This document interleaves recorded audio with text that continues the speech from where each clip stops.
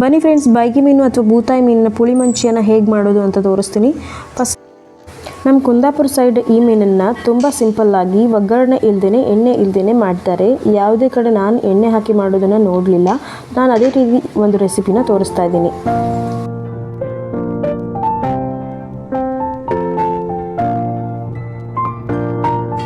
ಬೈಗಿ ಮೀನು ಅಥವಾ ಬೂತಾಯಿ ಮೀನಿಗೆ ಎಷ್ಟು ಕಡಿಮೆ ಕಾಯಿ ಹಾಕ್ತಿರೋ ಅಷ್ಟು ರುಚಿಯಾಗಿ ಬರುತ್ತೆ.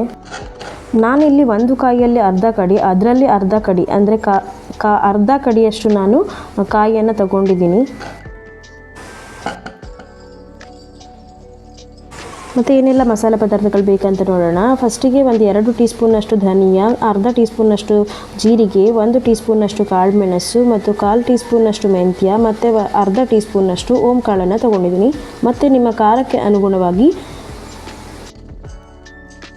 ಒಣ ಮೆಣಸನ್ನು ತೊಗೊಳ್ಬೇಕು. ಇವಿಷ್ಟು ಮಸಾಲೆ ಪದಾರ್ಥಗಳನ್ನು ನೀವು ಡ್ರೈ ರೋಸ್ಟ್ ಮಾಡ್ಕೊಳ್ಬೇಕಾಗತ್ತೆ, ಇಲ್ಲಾಂದರೆ ಸ್ವಲ್ಪ ಎಣ್ಣೆ ಹಾಕ್ಕೊಂಡು ಹುರಿದುಕೊಂಡ್ರೂ ಪರವಾಗಿಲ್ಲ.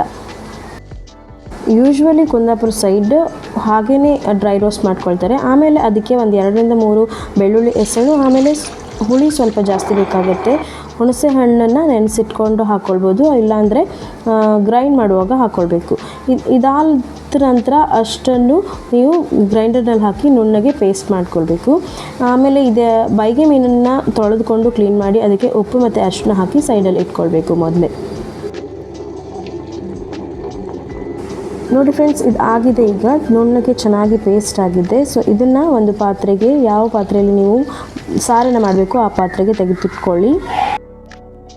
ಮತ್ತು ನಿಮಗೆ ಎಷ್ಟು ಕನ್ಸಿಸ್ಟೆನ್ಸಿ ಬೇಕೋ ಅಷ್ಟು ನೀರನ್ನು ಆ್ಯಡ್ ಮಾಡ್ಕೊಳ್ಬೋದು. ತುಂಬ ತೆಳುವಾಗಿ ಮಾಡ್ಕೊಳ್ಬೇಡಿ. ಆಮೇಲೆ ಸ್ಟವ್ನ ಆನ್ ಮಾಡಿ ಆ ಪಾತ್ರೆನ ಇಟ್ಟು ಚೆನ್ನಾಗಿ ಸಾರು ಕುದಿಬೇಕು. ಸ್ವಲ್ಪ ಎಣ್ಣೆ ಬಿಡುತ್ತೆ ಅನ್ನುವಾಗ ಮೀನು ಹಾಕಬೇಕು. ಮೊದಲೇ ಮೀನು ಹಾಕಬಾರ್ದು, ಹುಸಿಯಾಗಿ ಹೋಗುತ್ತೆ. ಅದು ಸ್ವಲ್ಪ ಸಾರು ಕೊದ್ದ ನಂತರ ಮೀನನ್ನು ಹಾಕ್ಕೊಂಡು ಚೆನ್ನಾಗಿ ಒಂದು 2-3 ಕುದಿ ಬರುವಷ್ಟು ಕುದಿಸ್ಬೇಕು. ಕುದಿಸಿದ್ರೆ ನಿಮ್ಮ ಬೈಗೆ ಮೀನಿನ ಪುಳಿಮುಂಚಿ ಅಥವಾ ಬೂತಾಯಿ ಮೀನಿನ ಪುಳಿಮುಂಚಿ ಸಾರು ರೆಡಿಯಾಗುತ್ತೆ. ಯೂಶ್ವಲಿ ಮೀನಿಗೆ ಮೊದಲೇ ಹಾಕಿದ ಉಪ್ಪೆ ಸಾಕಾಗುತ್ತೆ.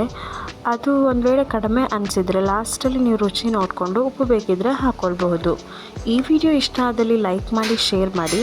ಹಾಗೆ ನಿಮ್ಮ ಅಭಿಪ್ರಾಯಗಳನ್ನು ಕಮೆಂಟ್ ಮೂಲಕ ತಿಳಿಸೋದನ್ನು ಮರಿಬೇಡಿ. Thank you for watching.